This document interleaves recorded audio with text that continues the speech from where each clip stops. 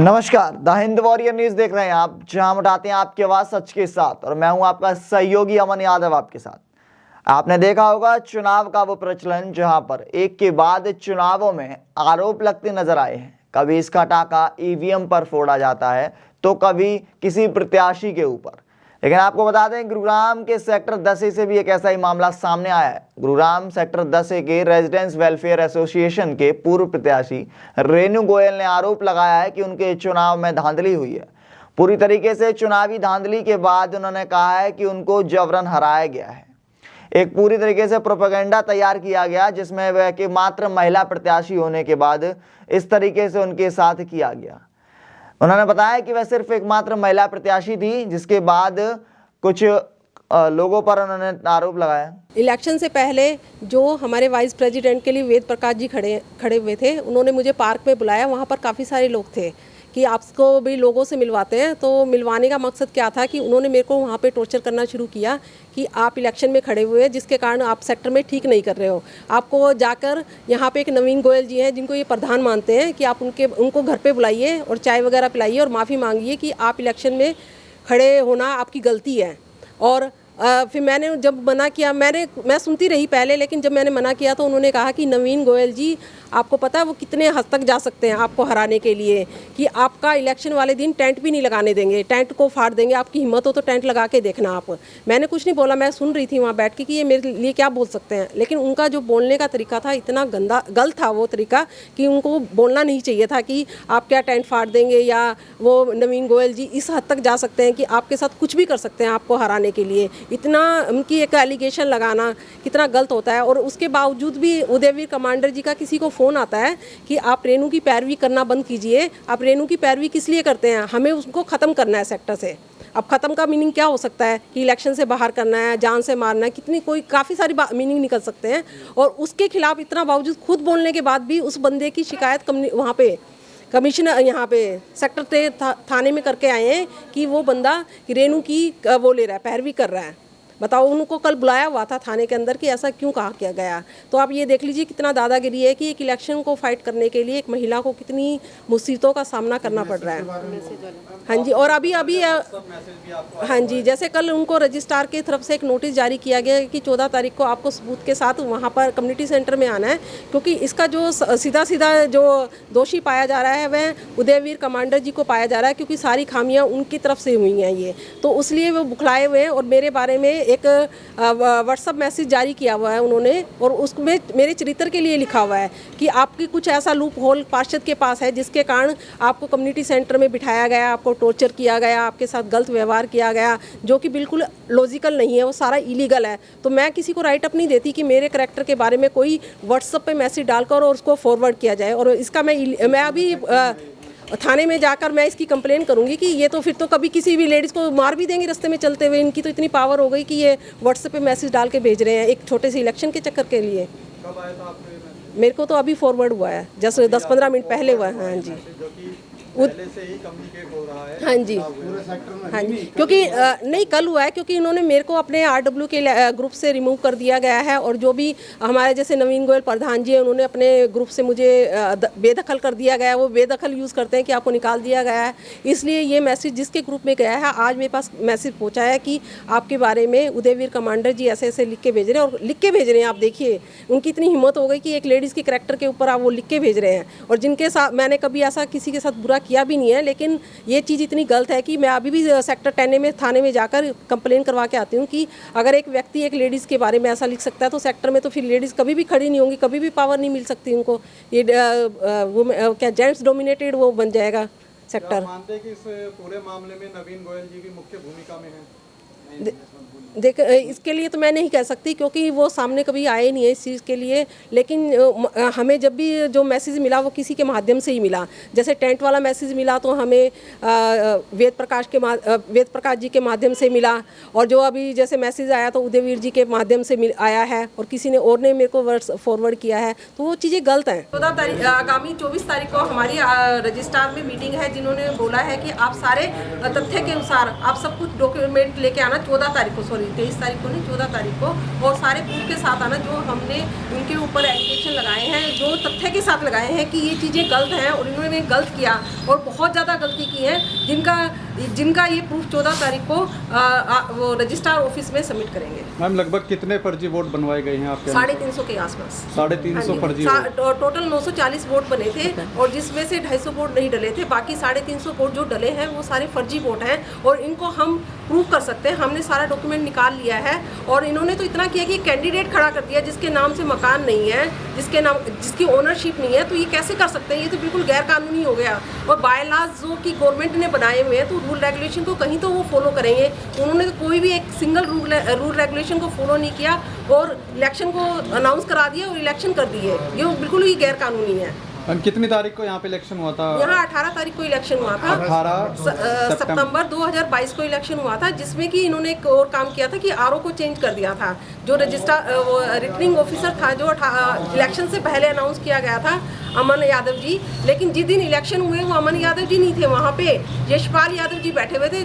लोगों को यही नहीं पता था कि यहाँ का आरओ कौन है। ये तो लास्ट में जब कुछ ऑब्जेक्शन होने शुरू हुए तब पता लगा कि ये नया रजिस्ट्रार रिटर्निंग ऑफिसर बनाया हुआ है आपका, जो कि इन्हीं का बंदा था। ये कितना गलत था। आगे आप किस चीज़ की मांग करते हैं? हम ये मांग करते हैं कि जो भी गलत हुआ है सेक्टर में आरडब्ल्यू के इलेक्शन के अंदर, उसकी न्यायिक जांच की जाए और जो भी इलेक्शन हुआ उसको अवैध घोषित करके इलेक्शन को दोबारा कराया जाए। यदि दोबारा से इलेक्शन होते हैं फिर से आप सोच सकते हैं कि ये धांधली नहीं होगी? हाँ, अब क्योंकि हमारा सेक्टर भी अवेयर हो गया है इस चीज़ के लिए, हम भी एडॉक कमेटी बना के, क्योंकि इसमें क्या होता है बायलॉज के अकॉर्डिंग 2/3 मेंबर कम्युनिटी सेंटर में इकट्ठे होंगे और अपनी परमिशन देंगे तभी एक्टिविटी हो सकती है। इन्होंने कुछ भी नहीं किया ऐसा कि 2/3 मेंबर को बुलाया हो या सेक्टर में इंफॉर्मेशन दी हो कि इलेक्शन होने वाले हैं, ऐसा कुछ भी नहीं दिया गया, जो कि बिल्कुल इन्होंने एक तरफा ही कर दिया इस चीज़ को। लेकिन आप सेक्टर के लोग अवेयर हो गए हैं, नेक्स्ट टाइम जब भी इलेक्शन होंगे तो ऐसी धांधली तो एटलीस्ट नहीं होगी।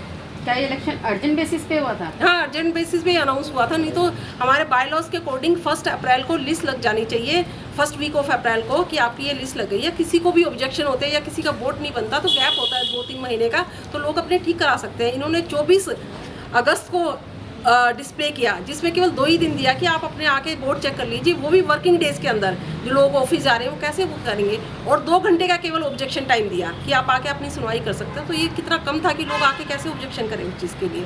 तो ये बिल्कुल ही सोची समझी एक प्लानिंग थी, ऐसा नहीं था कि प्लानिंग नहीं कर रखी थी, इन्होंने बहुत सोच समझ के प्लानिंग की। मैम जो प्लानिंग आप बता रहे कि प्लानिंग इन्होंने की हुई थी, क्या उस प्लानिंग की भनक आपको वोटिंग वाले दिन तक भी नहीं लग पाई थी? नहीं, इन्होंने क्या किया था, जैसे आरओ को चेंज किया है, आरओ का पूरे सेक्टर में किसी को भी नहीं मालूम था, इवन वोट स्टार्ट होने के बाद भी नहीं मालूम था कि आरओ चेंज किया गया हुआ है, क्योंकि जो पुराने आरओ था उसका ऐसा कोई डिस्प्ले में नहीं था कि यहाँ आरओ चेंज कर दिया है। क्योंकि इसमें क्या होता है, जब भी कोई डॉक्यूमेंट चेंज होता है तो बाय व्हाट्सअप, बाय मेल, या जो भी कैंडिडेट होते हैं उनके घर एक लेटर जाता है कि आप ये चीज़ें चेंज हो रही हैं इलेक्शन से पहले। जैसे कि बैलेट पेपर था, बैलेट पेपर 3 दिन या 4 दिन पहले कैंडिडेट के पास पहुँच जाता है कि आपका कैसे डिजाइन किया हुआ है, आप कैंपेनिंग कर रहे हो तो लोगों को आप गाइड करेंगे कि ऐसे से आपका बैलेट पेपर है। तो इन्होंने कोई भी इन्फॉर्मेशन नहीं दी। बैलेट पेपर भी जब 9 बजे इलेक्शन शुरू होना शुरू हुआ तब पता लगा कि ये बैलेट पेपर इस टाइप से छपा हुआ, जिसमें भी बहुत सारी खामियां थी।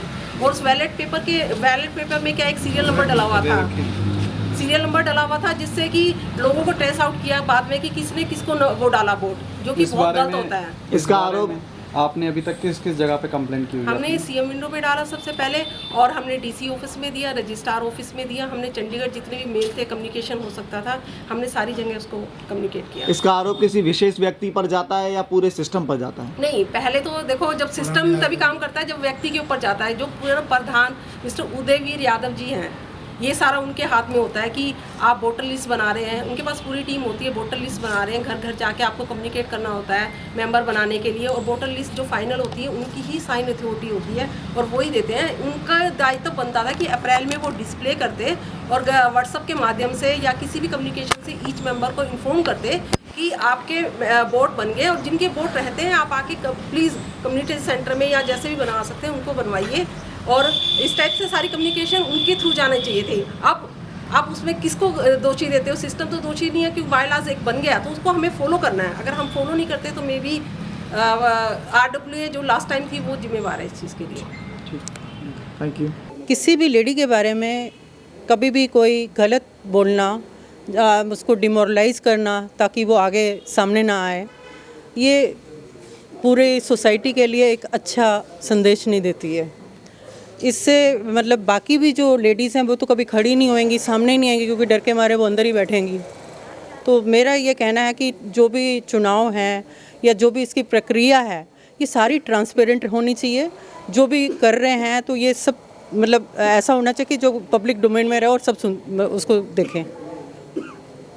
मैम क्या आप मानते हैं कि इस तरह की प्रक्रिया यदि होती है, इनके कैरेक्टर पे सवाल उठाए जा रहे हैं, तो भविष्य में कोई और महिला यहाँ से चुनाव लड़ने का दम कर सकेगी? नहीं, वो कोई काफ़ी करेजियस होगी तो वो ज़रूर खड़ी होगी, पर इनकी तो इससे तो ऐसा लग रहा है ना कि इनकी पूरी कोशिश है कि कोई सामने ना आए, मतलब इतना डिमोरलाइज करो किसी वुमेन को कि वो मतलब बाहर ही ना निकले, जो कि सोसाइटी के लिए। लगता है कि ये कैरेक्टर पे जो सवाल उठाए जा रहे हैं, नहीं, इट इज़ ऑब्जेक्शनेबल, इस मतलब ये ठीक नहीं है, सोसाइटी के लिए ठीक नहीं है। तो भूतपूर्व प्रधान सेक्टर 10 है, हमारे सेक्टर के अंदर 18 सितंबर 2022 को RW के चुनाव संपन्न हुए। उसमें बहुत कुछ खामियां रही। जो हमारा हरियाणा गवर्नमेंट ने 2012 जो एक्ट बनाया था, सोसाइटी एक्ट, उसके अनुसार जो पिछली RW थी, अपने प्रधान साहब थे कमांडर उदयवीर यादव जी, अपने महामंत्री साहब थे ताराचंद जी, उन्होंने जो वोटें बनाई, तो वोटें बनाई उसमें बहुत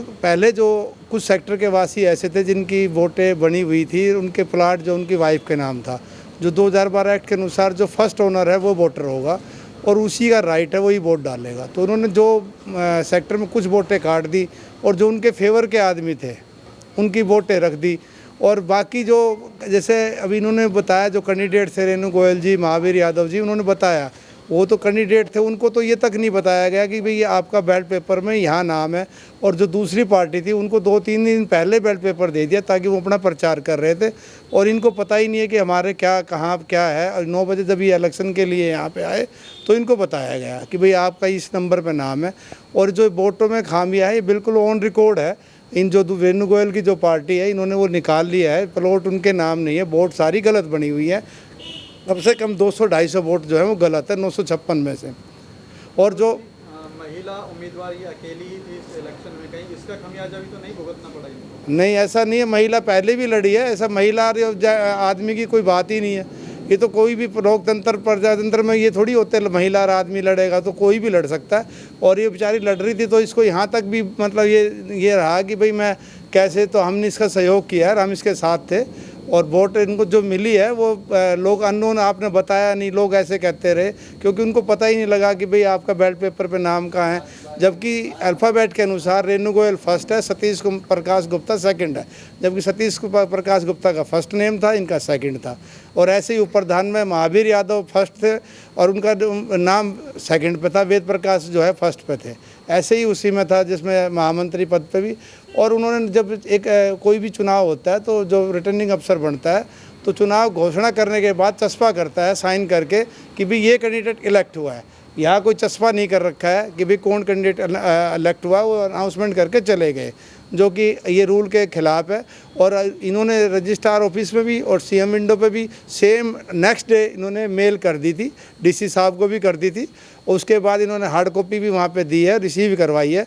और रजिस्ट्रार साहब ने 14 तारीख को उनको बुलाया गया, 14 सितंबर 2022 को, कि भाई अपना रिकॉर्ड दिखाओ। रिकॉर्ड उनके पास है ही नहीं, गलत है।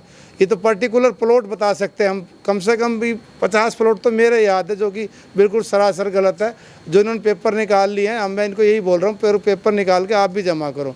हमारा कमांडर उदयवीर से यही अनुरोध है पूर्व प्रधान से कि वो अपना जो भी वोट बनाइए, जो हमारे से डॉक्यूमेंट्स लिए थे, सभी सेक्टर वासी से लिए थे, वो अपने दिखाए। हमारे से भी वाटर बिल लिया था, रीअलॉटमेंट लेटर लिया था, ताकि हम तभी तो हमारी वोट बनाई थी। बाकी जिन लोगों की काटी है तो उनको भी तो रोष है कि हमारी क्यों काटी, उनकी कैसे रखी गई। तो कृपया करके इसे पूरा मतलब निष्पक्ष जांच होकर इनको न्याय मिले और दोबारा सेक्टर को भी न्याय मिले, दोबारा यहाँ पे इलेक्शन हो, ताकि एक मतलब ईमानदार जो कि RW गठित की जाए। धन्यवाद। लेकिन आपको बता दें कि जब हमने इसी विषय में पूर्व प्रधान कमांडर उदयवीर सिंह से बातचीत की तो उन्होंने कहा कि पूरा चुनाव पारदर्शिता के साथ हुआ है, किसी प्रकार की चुनावी धांधली नहीं हुई। अब देखने वाली बात होगी कि रेणु गोयल ने जो आरोप लगाए हैं वो क्या सच के साथ सिद्ध होंगे। उन्होंने CM विंडो का भी दरवाजा खटखटाया है। लेकिन आपको बता दें कि आगे की प्रक्रिया जो जिस तरह के अपडेट्स लगातार आएंगे वो आप तक हम पहुंचाते रहेंगे। तमाम बड़े अपडेट्स के लिए देखते रहे मेरे साथ द हिंद वॉरियर न्यूज़। धन्यवाद।